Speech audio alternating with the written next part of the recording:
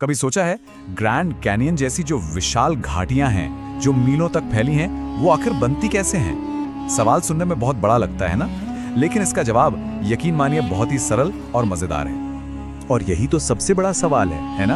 हम बात कर रहे हैं लाखों करोड़ों सालों की। इतना लंबा समय कि कल्पना करना भी मुश्किल है। सोचिए कौन सी ताकतें हैं जो इतने धीरे धीरे लगातार काम करके हमारी धरती का चेहरा ही बदल देती हैं।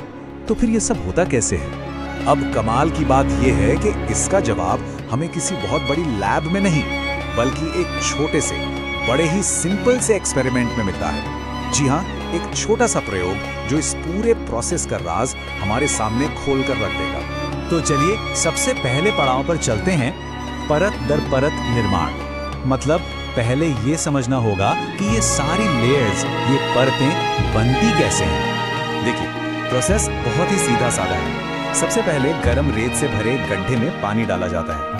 अब गर्म रेत की वजह से ये पानी भाप बनकर उड़ जाता है और पीछे रह जाती है रेत की एक ठोस पक्की परत। फिर क्या, इसके ऊपर बस सूखी रेत की एक और लेयर डाल दी जाती है और इसी को बार बार दोहराया जाता है, बस। और यहीं पर स्केल का जो फर्क है वो दिमाग घुमा देता है।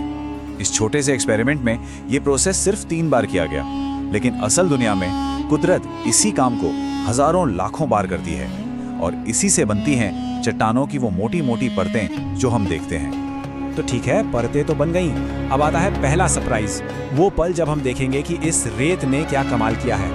अब बहुत धीरे धीरे ऊपर की जो ढीली रेत है उसे हटाया जाता है और नीचे जो कुछ छिपा है वो सामने आने लगता है। यही वो पल है जब पहला राज खुलता है और जो नतीजा सामने आता है वो वाकई कमाल का है। सिर्फ रेत और पानी से एक ऐसी चीज बन गई जो बिल्कुल असली कुदरती चट्टान जैसी दिखती है। तो ये है कहानी का पहला हिस्सा, यानी निर्माण।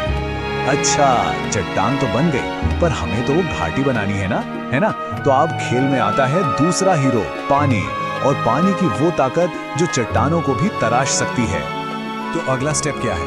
बहुत आसान। इस नई नवेली चट्टान के ऊपर पानी बहाया जाता है, बिल्कुल वैसे ही जैसे कोई नदी या बाढ़ का पानी बहता है। और बस यहीं से असली कहानी शुरू होती है।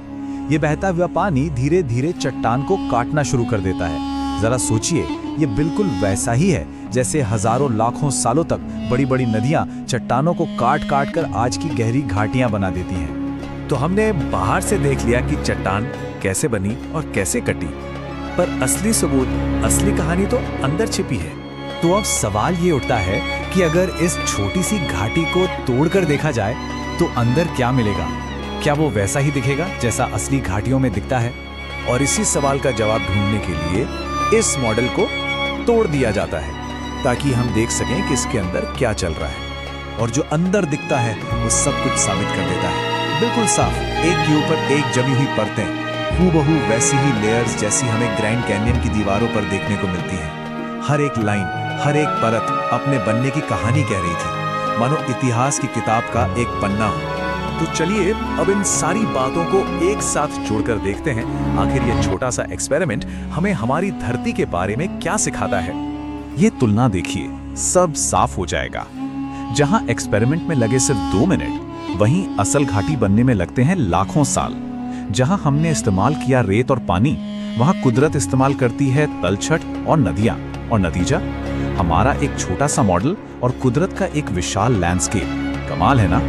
मतलब सच में ये कमाल की बात है। लाखों साल की पूरी जियोलॉजी, चट्टानों का बनना, जमना और फिर पानी से कटना, ये सब कुछ सिर्फ 2 मिनट के एक एक्सपेरिमेंट में सिमट गया।